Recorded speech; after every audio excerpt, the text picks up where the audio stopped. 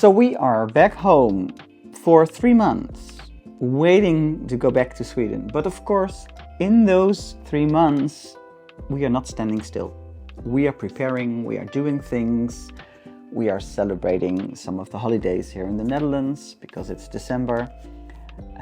But we'll show you a little bit of that as well. Or I think we might have already shown you. But we have exciting news because we have mail from Sweden.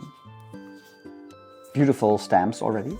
But we ordered a little artwork for in our bathroom because this is what we love about social media.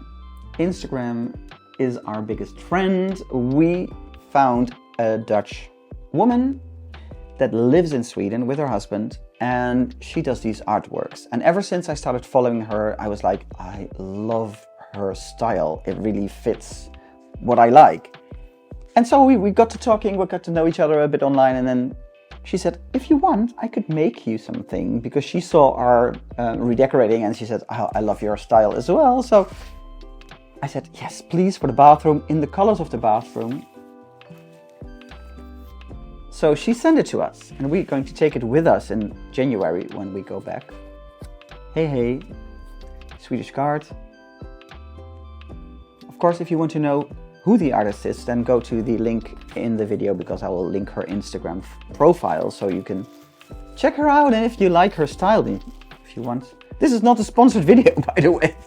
It's always weird because I sound so sponsory, but we just love sharing stuff that we like ourselves. So I love these colors. Oh. Here it is. Beautiful. Beautiful. I love the way she mixes different types of materials. So it's like pastels, it is paint, and she does it on pieces of paper that have like texts on them, which I love. And this is of course a Swedish text. It's, if you want, it's like upside down, but you can turn it around, and I love it. I love this type of style, artwork type of style. Her name is Ilya. Thank you so much for sending this, Ilya. I love it. This is going to get a really beautiful spot in our bathroom.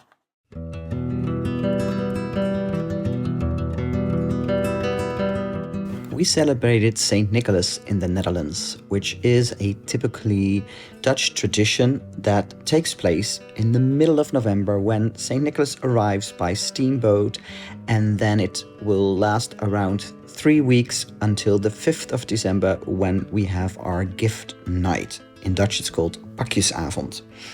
We celebrated this with friends and also with family, and we got a lot of nice and fun presents, some great St. Nicholas food, some treats that are specifically for this time of year. And it just is such a fun celebration because it's more about making jokes and being sarcastic towards each other, writing poems for each other, and it is just a lot of fun.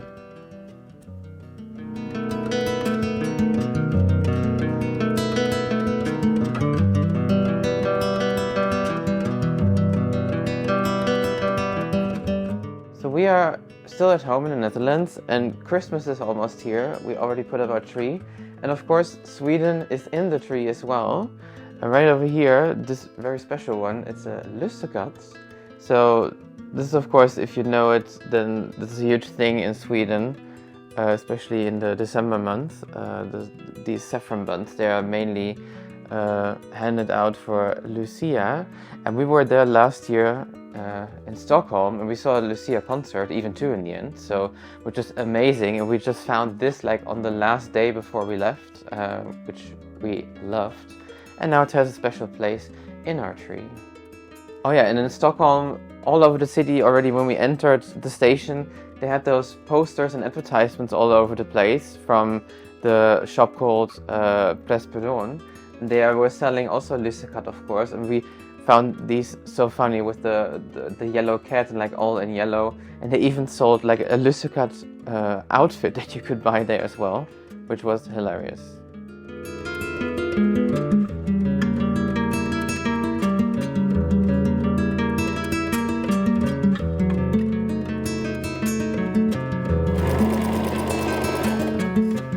So I'm actually sewing curtains for our house in Sweden, and since we don't have a sewing machine there, and we do have one here in the Netherlands, it's perfect timing to do it when we are back home preparing.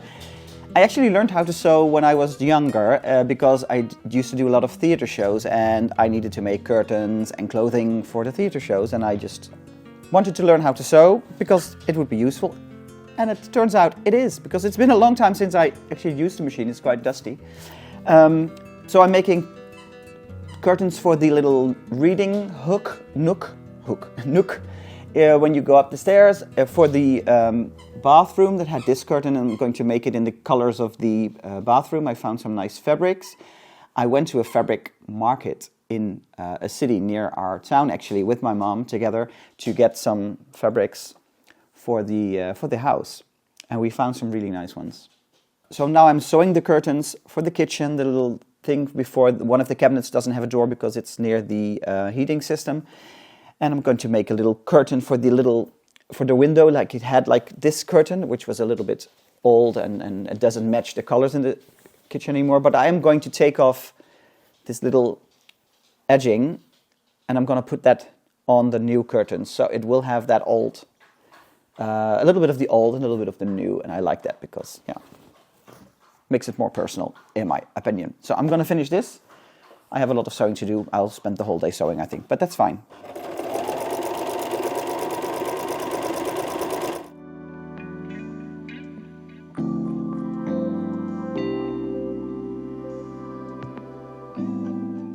In December, we always try to visit at least one Christmas market in Germany because, let's be honest, the Germans know how to do a Christmas market really, really well. And this year we went to one of our favorites, which is at Schloss Moiland, and it's an artisan market, so they all sell these really artistic and handmade products and, of course, a lot of amazing Christmas market food.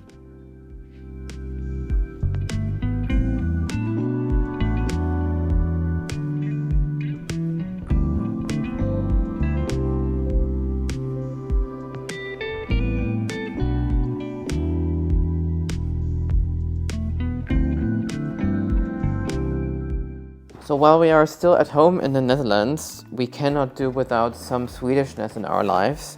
We have this amazing advent calendar we got in Malmö to help us through the pre-Christmas time. And as you can see, we've already opened quite a lot of doors already.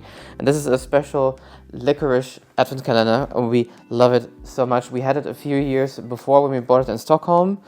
And when we bought this, it was just in time, and I think it will be a new tradition maybe, so we'll get this every year to bring home from Sweden. But there's a lot still coming in the next couple of days and weeks, so we are preparing for Christmas. We will be having 2 big Christmas dinners, which we are very excited about. Merry Christmas! Of course, by the time... Ho, ho, ho. And I'm the gift, obviously. By the time you see this video, it's probably not Christmas anymore. It will be spring or whatever, but spring. We are enjoying Christmas today. It's the first day of Christmas, and we are cooking for my whole family. Yesterday we were in Germany and celebrated Heiligen Abend, like the Christmas Eve. With his family, and now we're doing it with my whole family. We're cooking together with a cousin of mine for 18 people. Yeah. Quite a few children. But I'm gonna start peeling because I'm making a dessert. I'm making gnocchi, sweet gnocchi with poppy seeds and with caramelized with sugar and whatever. And Nala's going to be barking. So I'm going to peel some apples now because we're making a warm apple dessert as well. Tim, what are you cooking? I'm making a Swedish potato salad. I found the recipe online on the Swedish website.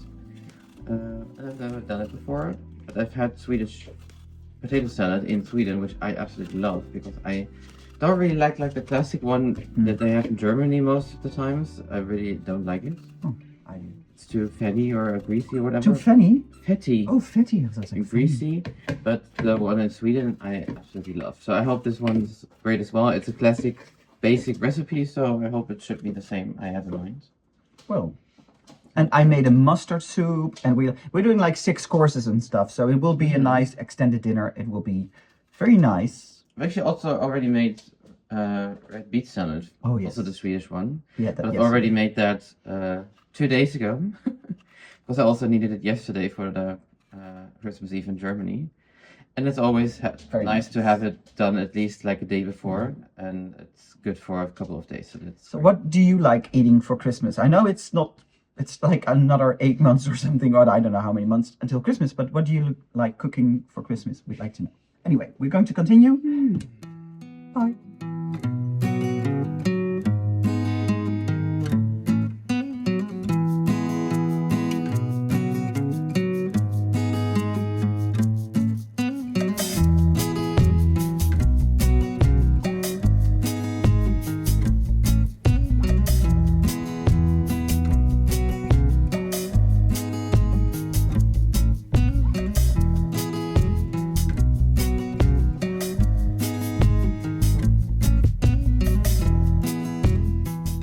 So Tim already speaks Swedish, or at least rather well. He's been learning it for 3 years. I started as soon as we got back, I think actually like the day after or something, I started Duolingo on my phone. And if you know me a little bit, I'm quite fanatic with these things. So I've been learning quite a lot and putting in some time. I like it very much. I love learning new languages. So this was rather overdue actually for me to start a new language. And it's been weird because some parts of learning Swedish is super easy-ish because I know German and I know Dutch and there are some similarities. And especially the verbs are super easy. But then there's these weird new things that I'm coming across that are really like throwing me off a little bit. Like you have the word for horse, which is hest, and then you have the horse, which doesn't get like the adjective. It will get hesten. And so the word will change, meaning the horse or otherwise horse. Then there's also horses, the plural, which is then hestar. And then if it's the horses, so the plural with the adjective, then it gets to be hastarna. So you have like 4 different words for one word in the Netherlands, or at least you have plural, of course. And you have to know if it's like an et or an n word. I can go into the details, but it's been rather complicated. And now I'm at the chapter where I'm learning all the names for all the clothing, and that is also throwing me off so much. Like so many difficult words, even more difficult than the word hippo that I learned. I can go to Sweden now and say, look, there's an hippo. I can prove it. Like, kolla, jag ser en flodhäst. Sorry, I'm butchering it. Jag ser en flodhäst. I promise you I can do better. Anyway, I don't know if there's a lot of hippos in Sweden. I'll have to discover that. But at least I got to say that. But I am loving learning Swedish in this way. And of course I will try to step it up at one point and go even further. But I'm happy with the things I can already say. On New Year's Eve in the Netherlands, we eat so-called oil balls. So on December 31st, we always bake them at home. These are very doughy balls and you add some raisins if you want and add some powdered sugar and they are delicious. And of course, we celebrated New Year's Eve with our friends and we had a great time.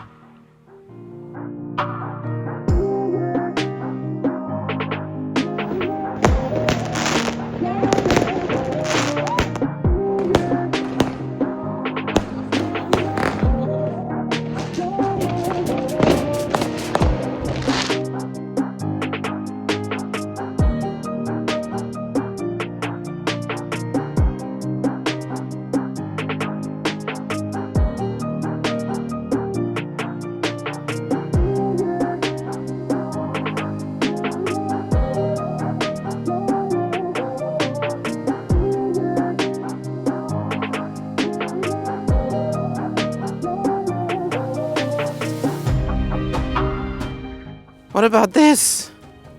It's snowing. It hasn't done so for years. And now that we are about to go to Sweden to have finally some real winter and snow, we have it here as well. Maybe we can just stay at home. No, we won't. It will probably be amazing, and there's probably a lot more snow in Sweden anyway. But so this is our last take here in the Netherlands, and then we are in the next video off back to Sweden, finally going back to our lovely house in the middle of nowhere in the forest. If you want to join us there, leave a like, leave a subscription, and we'll see you in the next video. Bye!